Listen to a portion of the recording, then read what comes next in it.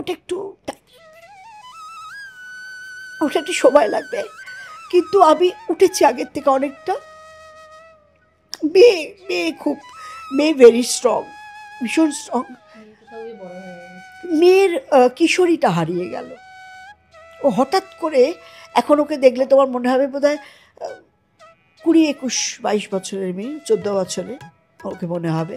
এবং very bold ওয়ার্ডে বলে যে মা, you have to go to work. এটা তো যার হয় তারই হয়।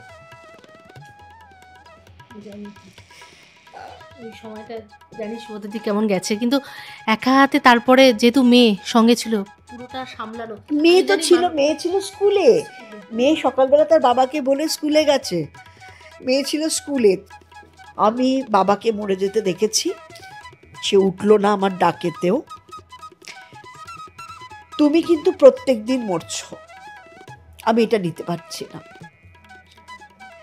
আমি পাশে শুয়েছিলাম, তখনই হয়তো মারা গেছেন, আমি জানিও না। আমি তো পাশেই ছিলাম।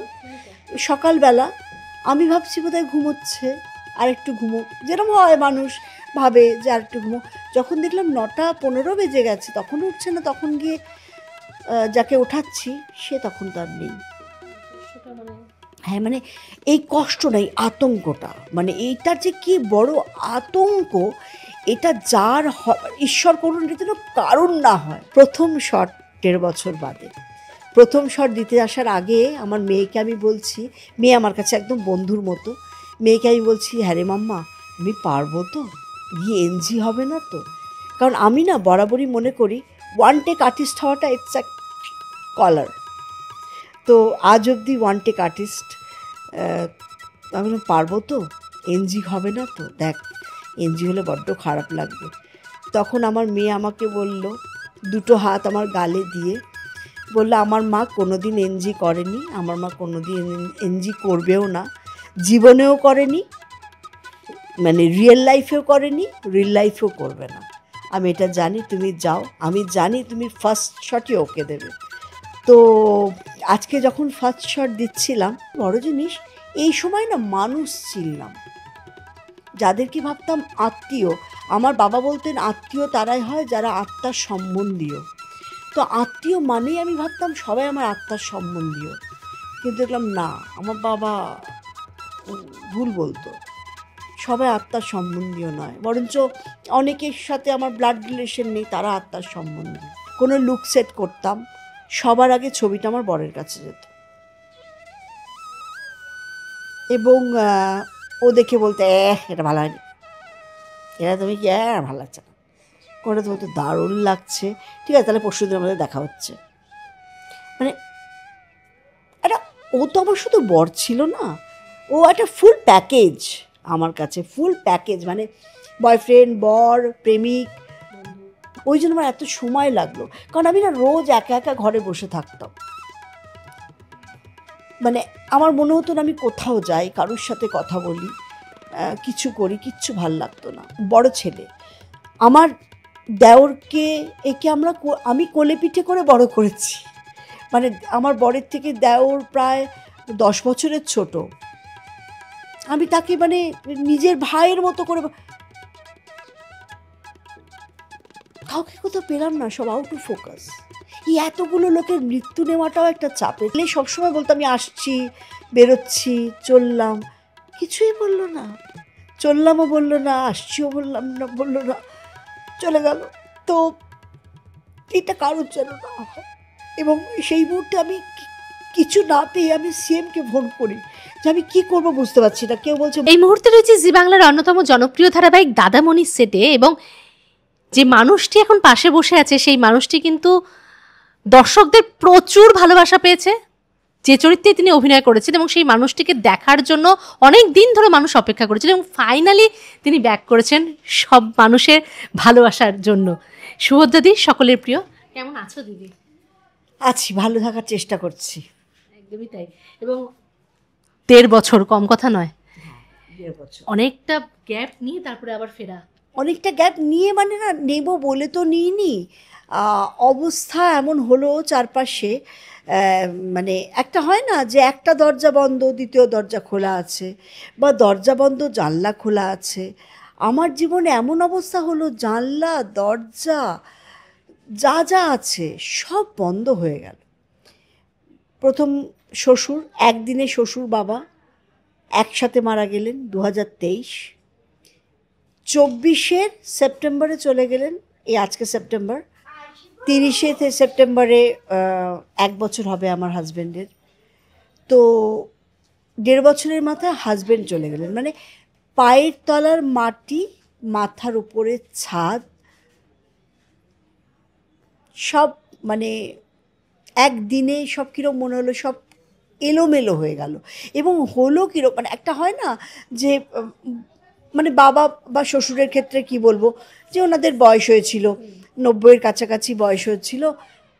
আচ্ছা ঠিক আছে, বয়স হয়েছিল, হয়তো চলে যাবার ছিল, ঠিক আছে, মানে মন না মানতে চাইলেও আচ্ছা আচ্ছা ঠিক আছে, এটাই তো নিয়ম। আমরা তো মৃত্যু লোকে বাস করি, তো মৃত্যু অবশ্যম্ভাবী। আর কিছু হোক না হোক মৃত্যু আসবেই, জন্মেছি যখন মৃত্যু আসবেই। কিন্তু এইভাবে মৃত্যু, মানে আমার হাজব্যান্ড, মানে ধরো আমার হাজব্যান্ড হয়তো আমি পাশে শুয়েছিলাম তখনই হয়তো মারা গেছেন, আমি জানিও না। আমি তো পাশেই ছিলাম সকালবেলা, আমি ভাবছি বোধহয় ঘুমোচ্ছে, আর একটু ঘুমোক, যেরকম হয় মানুষ ভাবে যে আর একটু ঘুমোক। যখন দেখলাম 9:15 বেজে গেছে, তখন উঠছে না, তখন গিয়ে যাকে ওঠাচ্ছি সে তখন তো আর নেই। হ্যাঁ, মানে এই কষ্ট নেই, আতঙ্কটা, মানে এইটার যে কি বড় আতঙ্ক, এটা যার ঈশ্বর করুন এটা যেন কারণ না হয়। মানে আমি আমার শত্রুর মানে চাইও না যে তারও এটা হোক, বন্ধুত্ব চাই না, শত্রুরও চাই না যে কখনো এইরকম তার কোনো রকমের কোনো ঘটুক, মানে ঘটনা ঘটুক তার জীবনে। কারণ কি, একটা লোককে তুলছি, এবং আমি প্রথমে রীতিমতো রাগ করছি যে ইয়ার কি মারছো নাকি, এখনো উঠছো না, এসব বলছি, কিন্তু কাকে বলছি? ওকে যখন সোজা করা হলো, অনেক সময় মানে উল্টে সুতো, এটা হয় না এক একজনের নেচার, ওকে যখন সোজা করা হলো তখন ও নেই। তো এটা তো যার হয় তারই হয়। ওই সময়টা জানিস শুভদীদি কেমন গেছে, কিন্তু একা হাতে, তারপরে যেহেতু মেয়ে সঙ্গে ছিল, পুরোটা সামলানো। মেয়ে ছিল স্কুলে। মেয়ে সকালবেলা তার বাবাকে বলে স্কুলে গেছে, মেয়ে ছিল স্কুলে, স্কুল থেকে আনানো হলো যখন, এবং আমি বরকে নিয়ে কী করবো বুঝতে না পেরে আমি আমি সিএমকে ফোন করে ফেলেছিলাম। মানে আমি বুঝতে পারছি না কী করবো, মানে আমার জীবনে কখনো এরকম ঘটনা ঘটেনি। বাবারটা আমি বুঝতে পারছিলাম যে বাবা অসুস্থ, চলো ঠিক আছে, এবং বাবা যখন অসুস্থ তখন সঙ্গে ছেলে আছে, সঙ্গে বর আছে, সবাই আছে, আমার মেসোমশাই আছে, মাসি আছে, সবাই আছে। এখানে আমি একা ঘুমোচ্ছি একটা লোকের সাথে, সেই লোকটা সকালবেলা নেই, এবং সবাই বলছে না নেই, মারা গেছে, এবং হাতগুলো সব মানে ক্লট করে গেছে, ব্লাড, মানে মাল্টিপল হার্ট অ্যাটাকে ব্লাডগুলো সব ক্লট করে গেছে। একটা লোক এরকম, লাস্ট কিছু কথাও হলো না। সবসময় কোথাও গেলে সবসময় বলতো আমি আসছি, বেরোচ্ছি, চললাম, কিছুই বললো না, চললামও বললো না, আসছিও বললো না, চলে গেল। তো এটা কারোর যেন না হয়। এবং সেই মুহূর্তে আমি কিছু না পেয়ে আমি সিএমকে ফোন করি যে আমি কী করবো বুঝতে পারছি না। কেউ বলছে মর্গে রাখতে হবে, কেউ বলছে যে পোস্টমর্টম করতে হবে, কেউ বলছে, আমার না মাথা কাজ করছে না সেই মুহূর্তে। তো আমি জানি না আমার যতদিন জীবন থাকবে, মানে আমি যতদিন বেঁচে থাকবো, এবং আমার ছেলে মেয়েও যতদিন বেঁচে থাকবে, ততদিন আমি মানে মমতা ব্যানার্জি যা বলবেন আমি তাই করব। উনি যদি বলেন এক পায়ে দাঁড়িয়ে থাকো, আমি এক পায়ে দাঁড়িয়ে থাকবো। কারণ কি, আমি ওনাকে, মানে উনি যেভাবে আমার পাশে সেই সময় দাঁড়িয়েছেন অভিভাবকের মতো, মানে আমার হাজব্যান্ডকে কি করা হবে। আচ্ছা, আমার শাশুড়ি থাকেন বম্বেতে, তার বড় ছেলে, আমি তাকে না দেখিয়ে কি করে তার কিছু করি কাজ। আমি কাঁধে করে আমার বরকে নিয়ে গেছি বম্বে, এই যে পুরো journey, travel, everything, done by CM. এবং শুধু তাই না, মানসিকভাবে যে আমি পাশে আছি, তুমি চিন্তা করো না, আছি। আমি উত্তরবঙ্গে আছি, অরূপ উত্তরবঙ্গে আছে, আমরা কেউ নেই এখানে। আমি ইন্দ্রনীলকে পাঠাচ্ছি, সবাই এবং সবাই যে কজন ছিলেন প্রত্যেককে, মানে সুব্রত বক্সী থেকে শুরু করে, সঞ্জয় বক্সী থেকে শুরু করে, ববিদা, মালাদি, ইন্দ্রনীল দা, মানে দাঁড়িয়ে থেকে, ইন্দ্রনীল দা তো টপ টু বটম, মানে সকালবেলা থেকে দাঁড়িয়ে থেকে বিকেল 5, 5:30 অবধি। পাড়ার লোকরা ভাবছে আমার বোধহয় কিছু হয়েছে, পাড়ার লোকরা আরও যারা কাছে তারা ভাবছে আমার মায়ের কিছু হয়েছে। আমার ছেলে এবং আমার বৌমা তারা গেছিল মা কালী মন্দিরে পুজো দিতে, তারা এসে ভাবছে আমার কিছু হয়েছে, কারণ আমি অসুস্থ ছিলাম বাবা মারা যাওয়ার পর থেকে। শ্বশুর বাবা ওই একদিনে চলে যাওয়াটা আমি মেনে নিতে পারিনি। তো সবাই ভাবছে আমার কিছু, আমার মায়ের কিছু হয়েছে। কেউ কখনো মানে স্বপ্নেও ভাবিনি যে আমার বরের কিছু হতে পারে, কারণ একটা পরিষ্কার লোক, সুস্থ লোক, ইভিনিং ওয়াক করে বাড়িতে এভরিডে ফেরে, ইভিনিং ওয়াকটা করেই, একটা স্বাস্থ্য নিয়ে সচেতন লোক, খাওয়া দাওয়া নিয়মিত খায়, কোনো নেশাভাঙ নেই। সেই লোকটা অল অফ আ সাডেন কিছু না বলে এমন ঘুমোলো। অবশ্য তার আগের দিন রাত্রিবেলা আমি বলেছিলাম অনেক রাত হয়ে গেছে, এবার ঘুমো ঘুমো। তো এত বাধ্য আমার বর আমার কথাতে, এমন ঘুমোলো, সারা জীবনের মতো ঘুমিয়ে গেল। এবং তারপর থেকে কী হয়েছে জানো তো, একটা ফোবিয়া তৈরি হয়েছে। কেউ যদি ঘুমোয় অনেকক্ষণ, আমি তাকে ঠেলে তুলে দিই, আমি অন্যায় করি, কিন্তু আমার একটা ওইটা এখন অবধি আমার ফোবিয়াটা যায়নি। এবং কেউ যদি উবুড় হয়ে শোয়, আমি একদম রেজিস্ট করতে পারি না, একদম নিতে পারি না। সত্যি বলছিলাম, যেহেতু তুমি মানুষটা বলে না, মানে একটা ছাদ চলে যাবে, এবং তুমি, আমি দেখেছি তুমি ভীষণ পরিবারকে নিয়েই থাকতে ভালোবাসো, মানে সব সময় একটা মানে নির্ভরশীলের পরিবার নিয়ে। যখন মানুষটা চলে গেল, একা হাতে তো সংসার সামলানো, মেয়েকে সামলানো, ছেলে বৌমা তো বাইরে আছে, এটা কিভাবে? সংসার সামলানো, মেয়েকে সামলানো শুধু নয়, আমাকে একটা ডিপার্টমেন্টের জায়গা দিয়েছেন ওমেন্স কমিশন বলে। ওমেন্স কমিশনে আমি একজন অনারেবল মেম্বার। আমাকে সিএম এই জায়গাটা দিয়েছিলেন বাবা মারা যাওয়ার পরে। বলেছিলেন যে দেখো মানুষের কত কষ্ট, মানুষ কত কষ্টে আছে, দেখো তাদের কাজ করো, তুমি তো মানুষের কাজ করতে ভালোবাসো, তাদের কাজ করো। তো সত্যিই মানুষের বড্ড কষ্ট, বড্ড কষ্ট।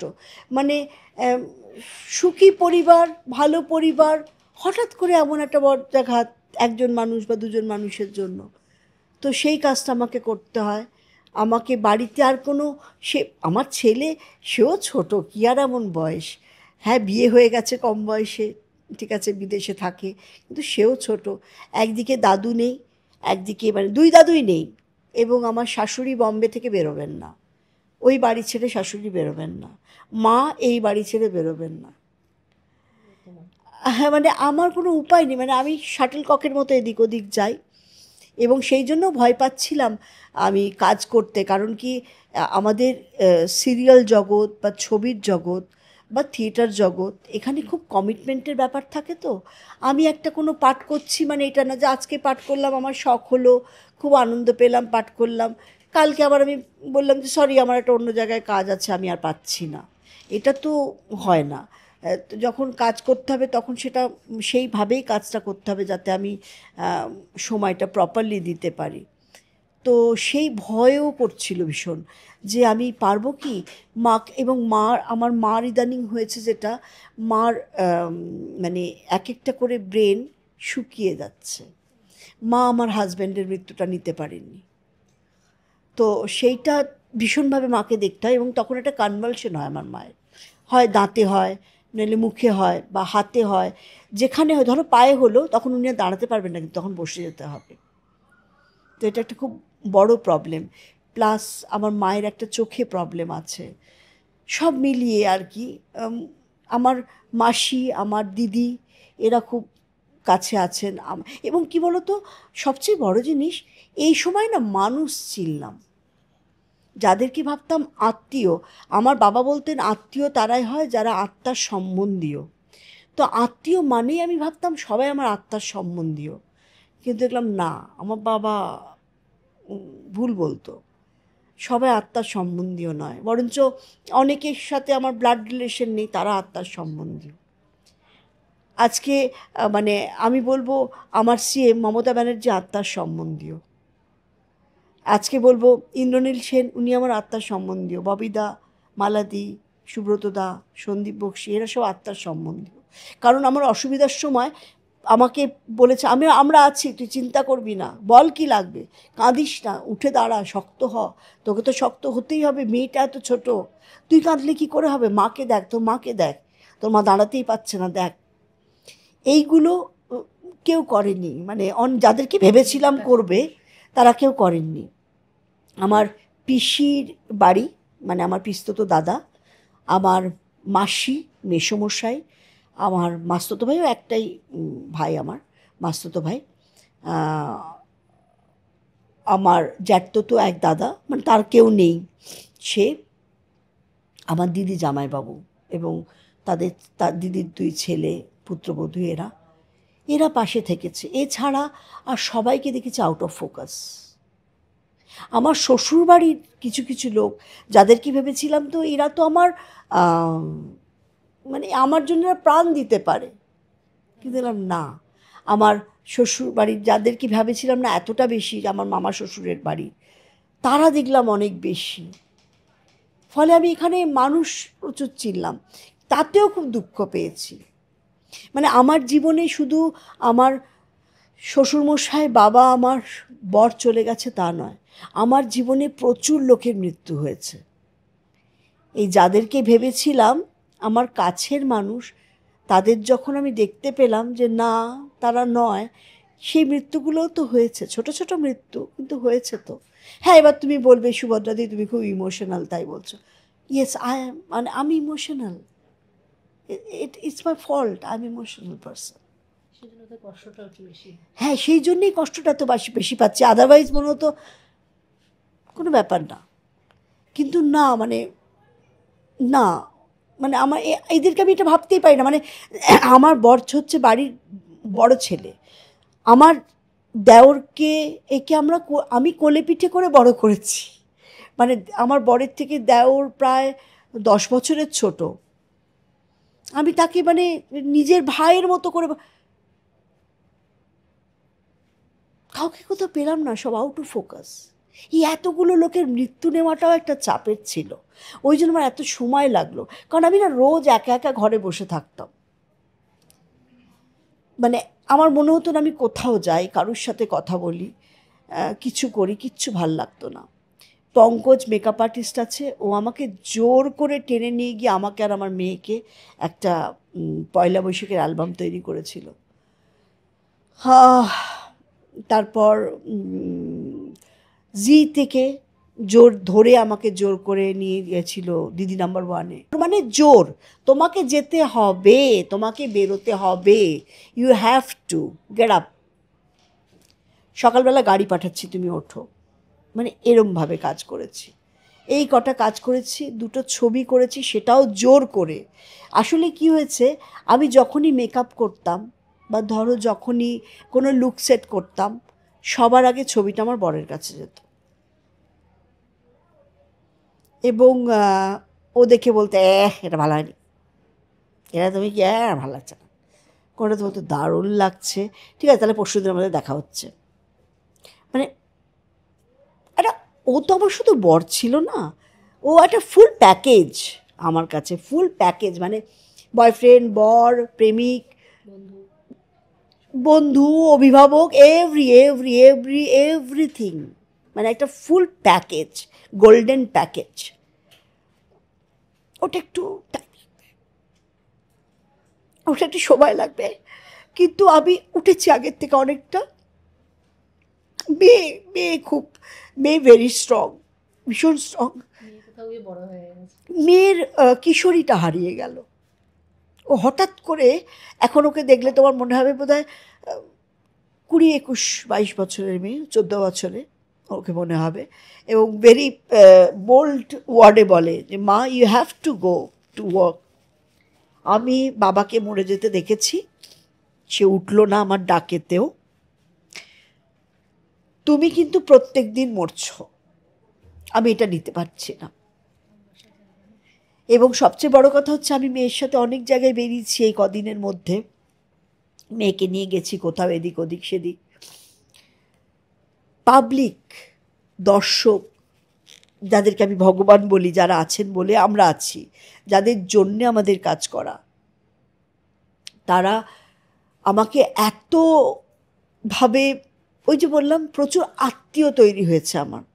হয়তো তার সাথে আর আমার দেখা হবে না, কিন্তু ওই যে দাঁড়িয়ে দুটো হাত ধরে, আমরা তো সবাই আপনাকে ভালোবাসি, আমরা কি আপনার কেউ নই, আপনি কাজ করবেন না, আসুন না, আপনাকে দেখতে বড় ভালো লাগে, আপনি আসুন না, আপনাকে মনে হয় আপনি আমাদের বাড়ির লোক।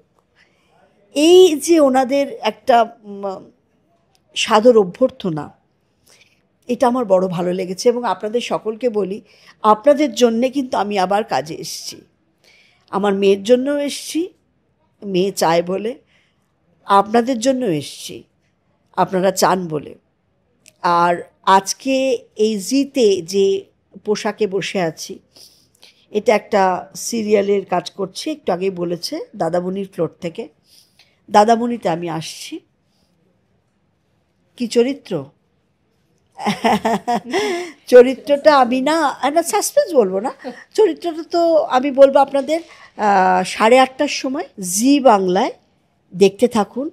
দাদামণি এত ভালো একটা গল্প আমি দেখি। সবচেয়ে আমার ভালো লাগে কি জানেন, দাদামণিতে মেকিংটা খুব ভালো লাগে, সিনেম্যাটিক মেকিং। তো গোপাল ডিরেক্টর, হ্যাভক ডিরেক্টর, খুব ভালো ডিরেক্টর গোপাল।